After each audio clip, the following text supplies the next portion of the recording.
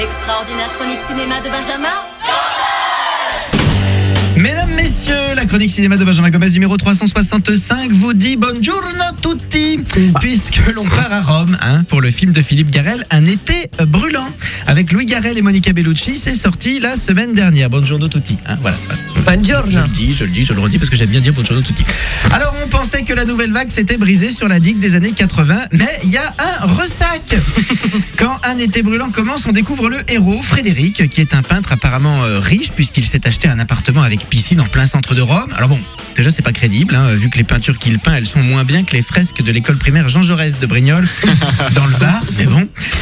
Frédéric sort avec Angèle, et tu comprends qu'il l'a trompée plusieurs fois. Sauf qu'Angèle, c'est Monica Bellucci. Et ça non plus, c'est pas crédible. Je veux dire. Si ta femme c'est Monica Bellucci, tu vas pas voir ailleurs, T'as déjà tout à la maison, tu vois. Je vois l'autre jour, mon boucher aussi avait envie de se manger une bonne escalope.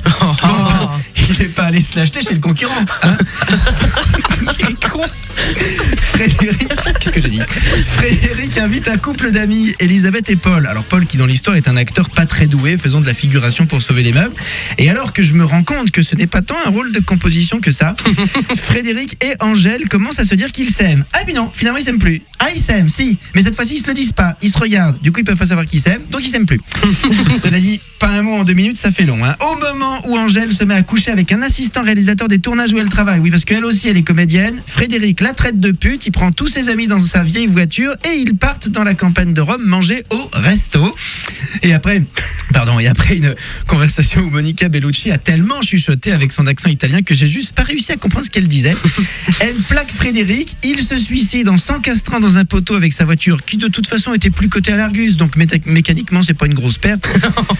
Une mauvaise odeur de marée basse s'est répandue dans la salle, la nouvelle vague s'est fait dessus. Un été brûlant, effectivement. Moi j'ai des lésions au 2e degré, je crois que j'ai la cornée qui se décolle. Bonne journée, bon film. Retrouvez tous les podcasts sur wifm.fr.